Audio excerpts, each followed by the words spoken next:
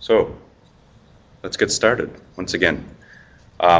Just by way of quick introduction, so welcome everybody. Thanks for coming to our webinar today. My name's Sean Brillant. I'm a marine biologist and I work for the Canadian Wildlife Federation. I'm based in Halifax, Nova Scotia. I'm on Dalhousie University in the Oceanography Department, and I manage the National Marine Conservation Program. We're going to be speaking today a bit about wind and waves and wind and wildlife is sort of what I've said, and we've been focusing these webinars on the OAR Northwest Africa to America's row, and we have two of the rowers with us today, and I'm going to ask them to introduce themselves. Maybe Adam, you can go first. Hi, I'm Adam. Right now I'm in Vancouver, and I was one of the rowers on board. We rowed from Dakar to 400 nautical miles off of Miami, where we capsized, and got to see wind, waves, and wildlife up close. And I'm hoping to just throw some stories in with Sean as he's talking about some of the more specific scientific explorations that you guys can follow once we stop the webinar. Great, and Marcus, can you introduce yourself, even though we can't quite see you yet? Uh-oh, maybe we lost Marcus.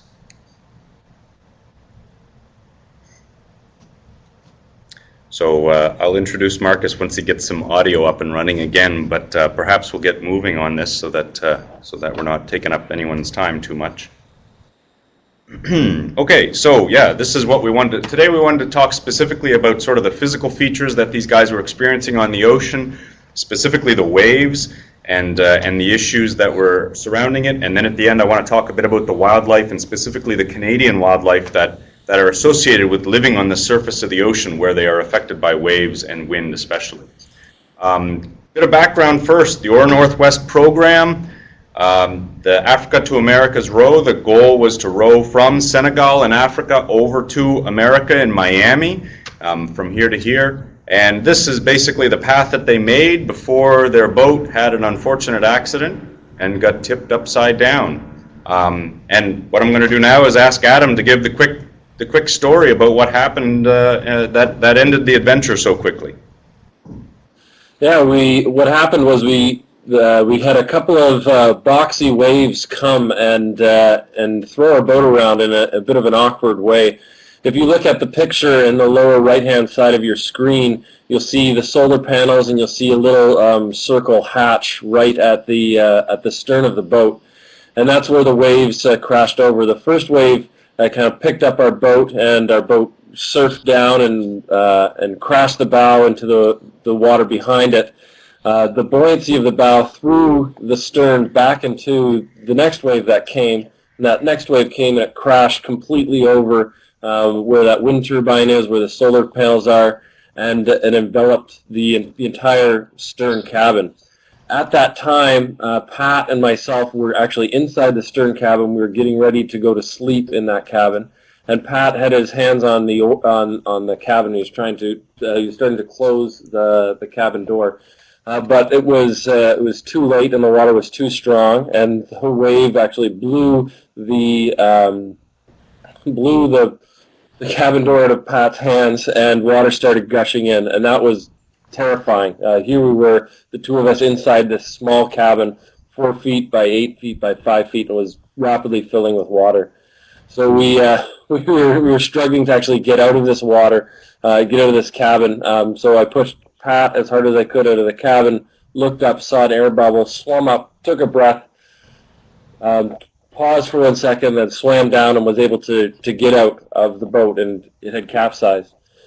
And the reason why the waves were so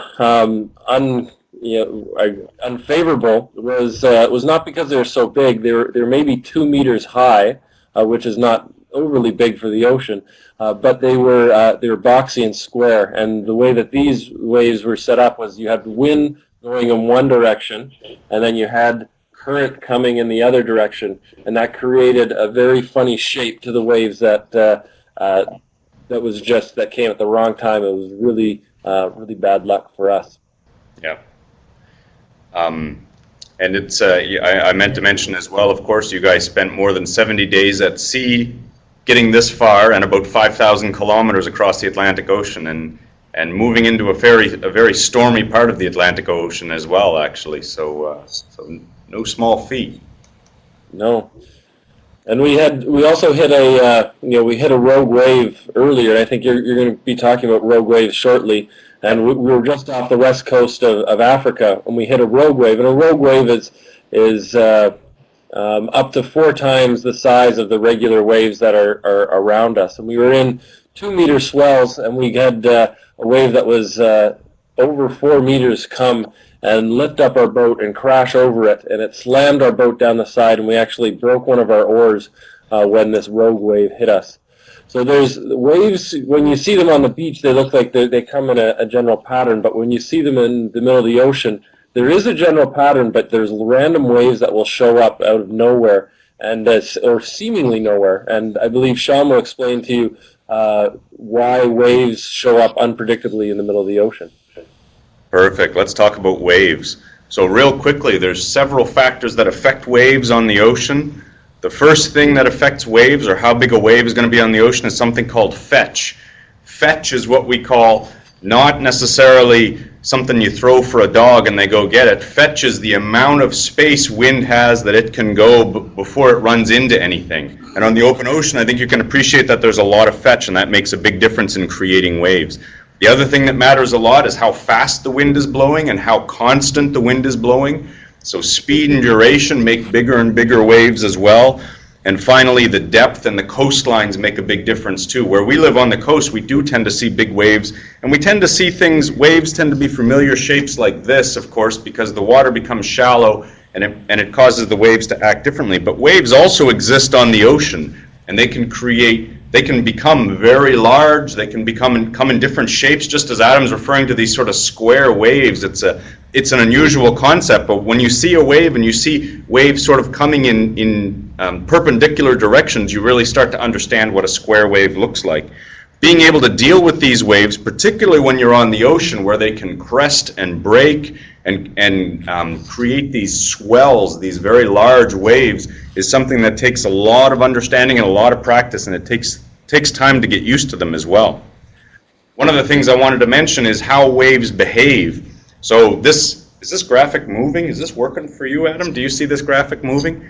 This is a series of waves moving inland from deep water to shallow water. And this is one of the features that waves have, is that as waves move inland to shallow water, that water gets pushed up and it needs to go somewhere. So it creates larger waves when the depth of the area, the depth of the ocean becomes shallower. So waves and troughs become take on a different shape. Real quickly, this is what a perfect wave motion looks like. Something sitting on a wave basically moves in a circle. A perfect circle, if it's a perfect wave, essentially. And a wave is made up of crests, which is where this bird is sitting on the top of the wave, and it's sitting in troughs where it's sitting at the bottom of the wave. And it basically describes a perfect circle. Of course, the world isn't perfect, and this shows a bit better how waves will work, especially in the ocean. This is a simulation of waves. What you're seeing here is basically 9 seconds of waves. The red dots indicate something at different depths within the water column, and the blue line is drawing sort of the shape of how that particle is moving through the water. So you can see they're sort of slightly moving forward over time because the waves are pushing them forward. The other thing you'll notice about this is that something at the surface of the ocean where the wave takes place is being moved much more than something at depth. You can see there's 4 or 5 columns of dots there, and the bottom dot is just hardly moving at all. It's because the wave is not affecting it that far down in the water column. And this is why if you're surfing or you're playing in waves and you got to get underneath the wave, you duck dive under a wave, you're not going to get hit by it as bad because you're able to dodge most of the energy which is at the surface. So just real quick here, waves are made up of crests, which is piles of water, and troughs, which are basically holes of water. And one of the interesting features about waves is that if you've got a crest, like moving in one direction, and a trough moving in another direction, as I'm showing in this graphic, and they're coming together, what happens when they get together is they knock each other out. The crest falls into the trough and everything disappears. But the energy from these things keep moving, and as they keep moving out the other side, you've got a trough that continues on the other side and a crest that continues in its direction as well. Now, the thing about this is that it can actually happen where you have two crests that approach each other as well, as in these, A and B. And when you've got A and B get together, they pile up on top of one another and create an even larger crest just momentarily. And then they pass each other and continue moving in the opposite direction. But this is one of the features or the characteristics of waves that can cause them to be so appear so crazy and erratic and difficult to estimate and deal with.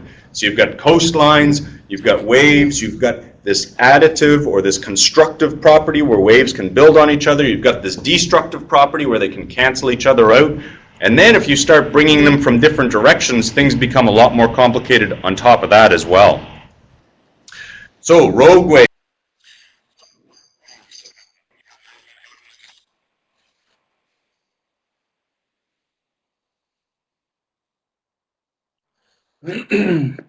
Uh-oh. I think we lost Sean. Did we lose Sean?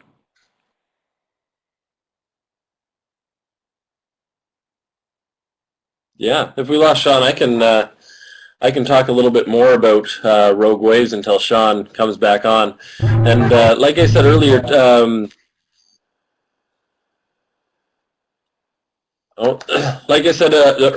a rogue wave is up to 4 times the size of a typical wave that exists within the ocean. And like Sean was explaining, that waves end up coming together because of the energy and the size of the waves. They end up combining, and you have all these these sine curves, that you'll see within the ocean, and they end up coming together and creating an absolutely giant wave at a seemingly random occasion, and they can create a very large and very violent a result, as we experienced. And we'd see them every once in a while as we were rowing across the ocean, and I would always call them growlers, because they would actually be very, very scary. You'd see them breaking off sometimes in the distance. They would poke up out of the water. They would break, and you would know that if those waves decided to pop up and break under your boat or over your boat, that you would be in danger. And thankfully, when we had the rogue wave break over us, we were wearing our life vests, and we were strapped into our boat, and we were able to ride out the storms. And so as we wait for Sean to come back, I thought we're going to, Sean, after we talk about the waves. We're also going to talk about the wildlife that exists within the waves. And one of the things I found interesting, we'll be talking about a bird called the shearwater, which exists on the Canadian coast and nests in Canada. And the birds would always be out there, even in the biggest waves. And that's one thing that would always amaze me. And there's an old story in Greek mythology about a young boy named Icarus, and he constructed wax wings for himself out of feathers, and he would fly up high towards the sun and down low towards the waves. And I often think about that story, Icarus. If you have a chance after this webinar, you should look it up, the story of Icarus. But it would always make me think of these birds, these shearwaters. They'd be flying up and down over the waves. And the next animal that Sean is going to talk about are jellies and jellyfish. And when large waves would come, we would not see the jellyfish. They would, for some reason, not be around. I'm not sure where they would have gone. Whether they've gone below the surface to hide from the very rough waves, and then they come up when the water is calmer. We're also going to talk about some mammals, dolphins and whales. And dolphins in waves are actually really cool, because what the dolphins do is they actually catch a wave and they surf the waves. And you'd see the dolphins catch on the waves and surfing down the surface of the large waves, playing like a surfer otherwise would. And the last animal that Sean's going to talk about. Hi, Sean. You back? And I was going to pour a bucket of water over my head and tell you that a rogue wave came in. A rogue wave came in and blew Sean off of the internet. Crazy. And now he's back. Too bad you missed it. It was just crazy. So, thanks a lot. Sorry about that. I just went through the animals and how they interact with waves, and so you can go into more detail about the animals themselves. No, let's talk about that right now. I'm sorry I missed that. So what I wanted to talk about next immediately was what's living out there, and there were 4 animals, as Adam was just saying, that I wanted to touch on, and I really wanted to get his perspective and Marcus's perspective on sort of what they saw and experienced when they were out there. And the first one that I'm talking about here is the pelagic birds. This is a shearwater, so things like shearwaters and albatross, and in particular these types of long-distance migrating birds, and these guys had lots of experiences with them. I don't know, can you share some of your observations, at least, Adam? Oh yeah, I shared. I talked about these shearwaters earlier, and these birds were everywhere. 1,000 miles from nowhere, there was no land. These birds were flying, and it's incredible. Yeah. They sleep as they fly, and they're. And I also encourage people to read the story of Icarus. And the story of Icarus, I think, came from ancient sailors looking at pelagic birds like this and how they behaved on the ocean. Yeah. These guys migrate tens of thousands of kilometers. Many of these birds migrate from pole to pole, like from North Pole to South Pole, or Northern Hemisphere to Southern Hemisphere. They're absolutely amazing. They will live on the surface of the ocean. They'll sometimes rest on the ocean. Sometimes they rest on the fly.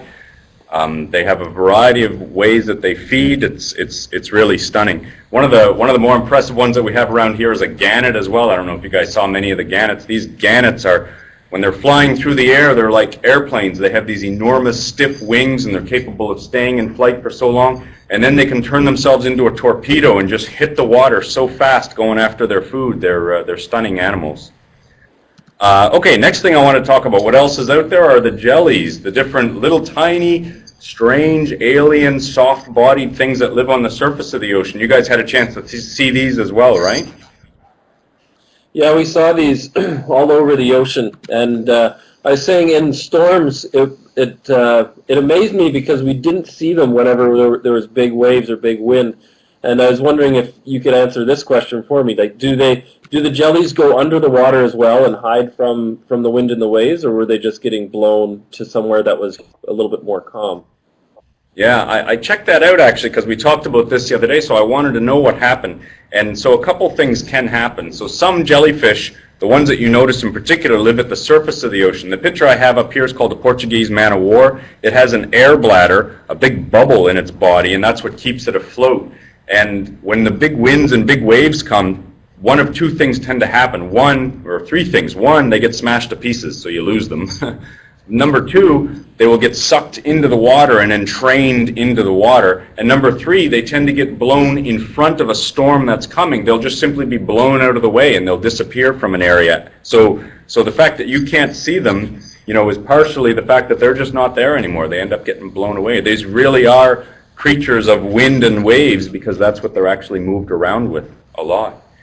I want to mention another one that you probably hadn't seen. This is called a velella. This is a velella. It's also a type of jellyfish. I don't know if you can see this picture. It's tiny. That's a person's finger there. They're very small. But what's interesting about it is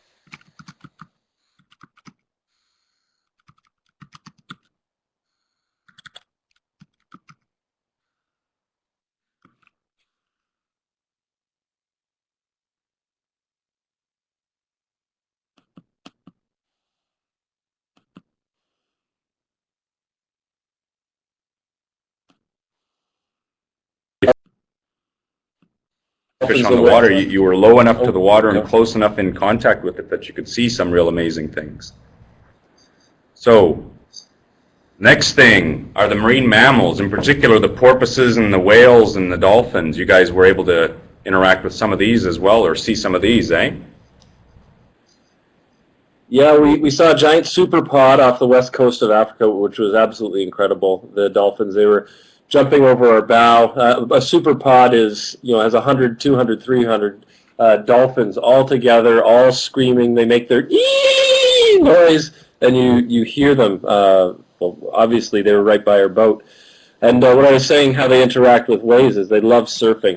They love playing in the waves, and you'll see them surfing down the face of a big wave in the ocean. Yeah, they tend to be, these guys live at high speed. They can travel long distances, cover enormous amounts of area as they search for their food. Did any sort of stick around the boat as well? Did you see some? Some were pilot whales, right? I think I put a picture of a pilot whale up. These are pilot whales. Yeah, we saw pilot whales. Jordan jumped in the water and swam with a couple pilot whales. We had the dolphins near our boat at night, which was absolutely incredible to see, because as they swam through the water, they lit up the phosphorescence, which are little tiny critters that glow in the middle of the night. So you'd see this glowing green creature swimming around your boat, and it was beautiful, and really mysterious. You'd never seen anything like that before. Just amazing, just amazing. I hadn't thought about talking about the phosphorescence, but it's worth mentioning just for a moment that there are lots of zooplankton, little tiny microscopic animals that live in the surface of the ocean. Many of them have the ability to generate light, and they tend to only generate light when they're disturbed or shaken or affected. So your boat or an animal going by, or you splashing in the water, and by many accounts they give off just an incredible light, eh? And you had a chance to experience that as well, is that correct? Oh yes, and they do, and you'd see animals swimming through the water all the time at night, and it was incredible. It was awe-inspiring. It seemed like you were entering a different world, like you're living a science fiction movie when you would see animals swim like this, because it's nothing like you see on land. Amazing. The other marine mammal that I just wanted to mention, of course, is that there are what are called the great whales, the giant whales that are out there, and you guys had a chance to see some of these as well, eh? I don't know, you had difficulty. Some of them were quite far off. Yeah, well, we saw one in particular. It completely breached. It was either a blue whale or a right whale. Not exactly sure because it was so far, but it was absolutely gigantic. And what I remember from that was it jumping out of the water, but more than that was it actually when it landed on the water, it made a giant slam, like a giant belly flop in the water. But the sound was so low and thick that it would vibrate, and it vibrated in your bones and on the boat. It was just incredible to see that firsthand and to feel it. These creatures are huge.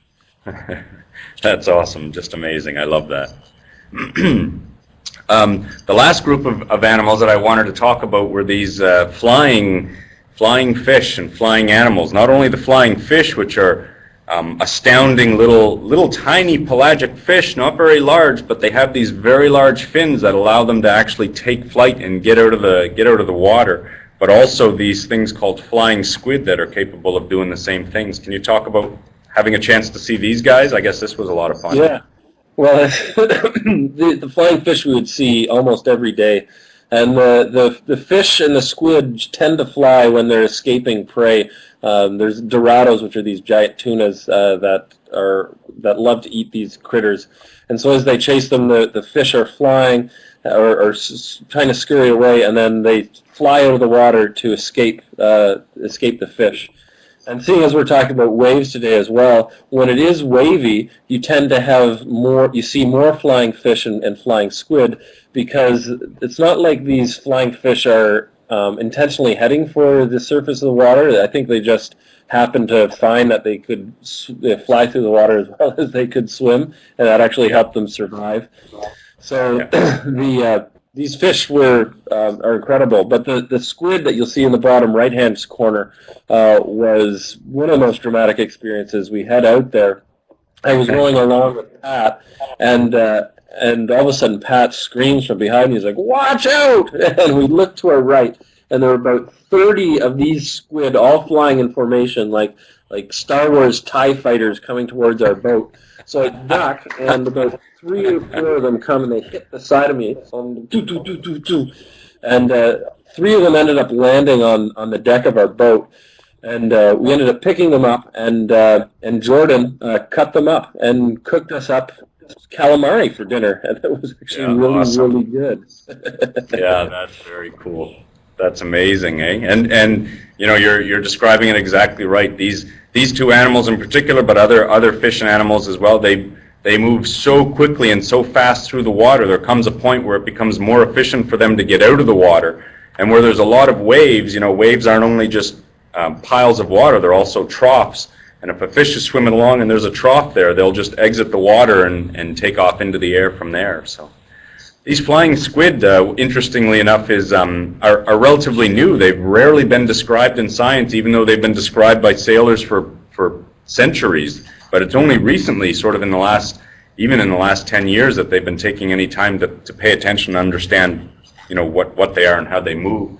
I found this great little picture of a bunch of flying squid coming out of the water. I don't know if you can make it out, but there's little trails coming from these little bodies coming out of the water. And squid and octopus, their bodies are essentially bags, and they can fill their body.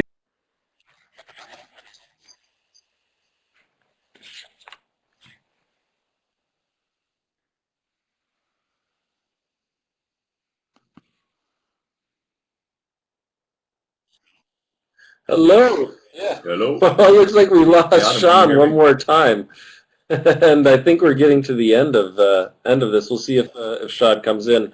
But if you look at the trails of water that come from the squid, it's almost like they use I'm trying to think of simpler language. But the way I describe it is a peristaltic wave, and what you would have is that the squid would take water in on one side of the of it, and it would gradually squish it down until it shoots out the back end like a jet. And so it's using this jet propulsion, almost like a jet ski. If any of you guys have used those at a local lake or at your cottage, sort of thing. These guys are the original jet skis, I suppose. Not only fascinating and really interesting to look at, but also very tasty. Another side thing about these squid is that, like octopuses, these squids also ink. They have this black ink that comes out the back of them, and we ended up taking these squid and throwing them in the into a giant well on board of our boat, and they put this. Yeah, they ended up putting filling the whole entire well with black ink. Yeah, and O'Neill High School said, how big are the squid? And they're 8 inches max, but they're kind of the size of 2 fingers, right, or a little bit more. They're not that big. They're little guys, very little guys. And the flying fish are the same. The flying fish can go anywhere from the size of your hand to the size of the first little bit of your finger. And for those of you that missed it, Marcus was saying that we would also eat the flying fish on board, particularly Marcus and Jordan. They loved picking up the flying fish and just eating them raw as they landed on the deck. And they're very fishy, but very fresh and very good. So I think that's the end of the session, and I believe we can open it up to more questions. Anyone out there who needs to log off to go on to other parts of the school day, feel free to do that. If not, Marcus and I will be here for a couple more minutes just to ask questions. So if you have a question, I think the best way for me, who's unfamiliar with this, is just type them into the chat room, and we'll answer them the best we can.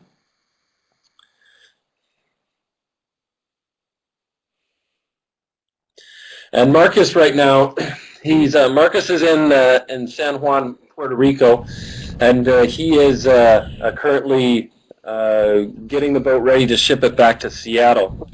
And if you're interested, check out CBC News today and CBC National News, because we were we will be on the news. There'll be a 7-minute clip tonight on the news, and you'll see myself, you'll see Marcus, and Ian Hannah-Mansing will go over an overview of what happened in our trip and everything that we learned.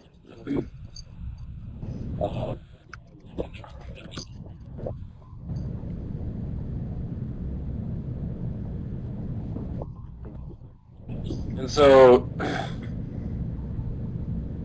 let me see.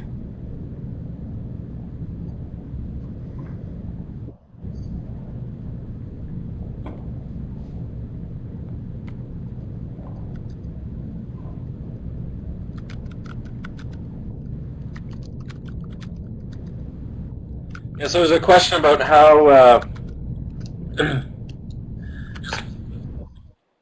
we were rescued and how long we were out there. Well, we were out there. We were initially out on the water for 73 days, and on board this vessel, we had enough food to last over 100 days at sea. When the boat capsized, the boat capsized. It took 12 hours for us to be pulled out of the water by a giant car carrier, a freighter. And we ended up spending, the boat flipped. It took us an hour to set up all of our emergency equipment. We had a giant inflatable life raft, or I guess a small inflatable life raft. It was like a child's dinghy that we put up. We also had life jackets, otherwise known as PFDs, personal flotation devices. But most importantly, we had emergency transponder beacons on board, which were little beacons that were on each of our life jackets and on our No idea. It keeps saying I have connectivity problems. And I think Sean's trying to sort out his connection right now.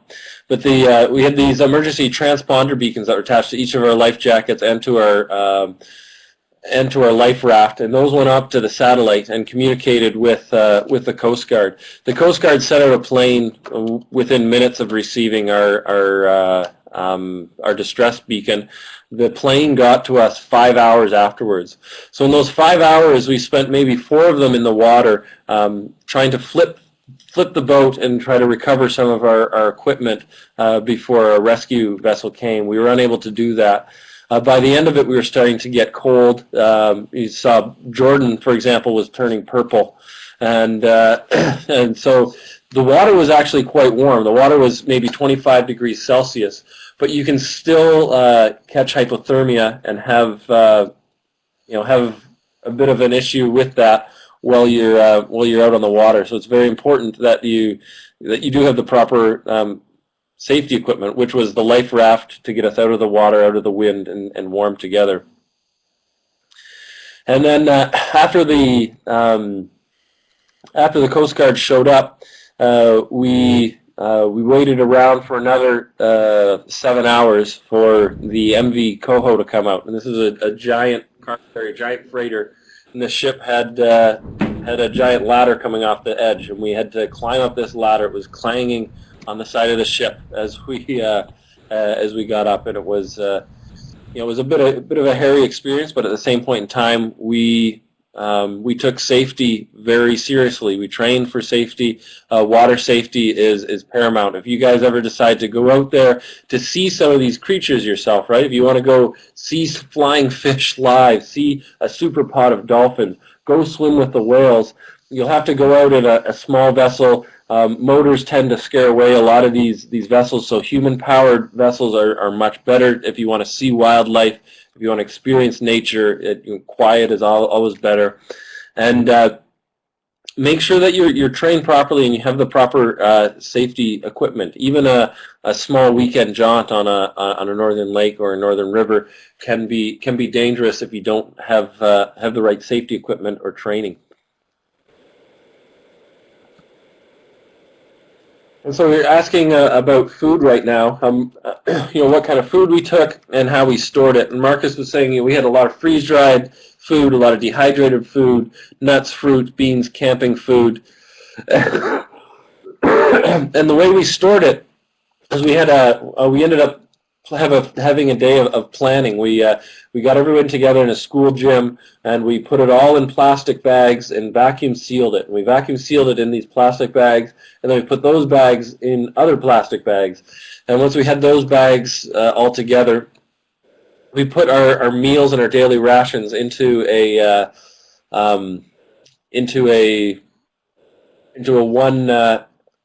one day rations. And these rations were then put into compartments on our boat, and underneath the hull of our boat we had a number of different compartments where we just filled them completely with food. Are you back, Sean? Okay, I see you. I think I'm back. I know. The rogue waves are terrible in Halifax. I actually have to sign off. They're just everywhere. I've got a meeting I have to get to in 4 minutes. Connected. So I'm going to sign off, and I'm going to let you wrap it up, Sean. Okay. Thanks a lot, Adam. I really appreciate your time here. We'll see you again. Bye now. Well, listen, everybody, I apologize for the difficulty I've had staying connected, but so far it's working out as a good tag team. I did have a chance to listen to Adam. I was able to stay somewhat connected, and I could hear some things, and we've also been having difficulty getting Marcus online here, but really appreciate you sticking it out. And you know, as Adam was saying, you know, when you go out onto the ocean, you're dealing with a lot of unexpected variables. You need to have a lot of contingency plans in place. You need to be well trained. You need to have the right equipment. And one of the things that this whole project has shown us is that these were the right guys for the job. They had the right equipment for the challenges that they were going to face. And it's because of these guys that we were actually able to see and experience, you know, one of the largest habitats on this planet, and a habitat so few of us ever have a chance to actually experience. And it's been such a valuable thing for us to try and connect people to the marine environment and Canada's marine species. So it's really been excellent. Well, listen, I don't want to keep anybody here any longer. We're far over time from what we said we would be, I'm afraid. But I really appreciate everybody sticking in. I saw lots of questions coming through, and Marcus was doing a wonderful job answering them, and Adam was picking it up where I kept dropping the line. So this has worked out really well, everybody. I have a email address there on screen. If anybody has any questions, you're welcome to contact me or the CWF office. Adam and Marcus, I'm sure, are also very keen to answer questions and continue discussions. So if anybody has any questions, I'd encourage you to send them along. But for now, I'll give everyone a chance to sign out. And I want to say, listen, thank you very much for your time and attention and patience and interest in this type of project. So thank you, everyone. Please send along your comments if you have any.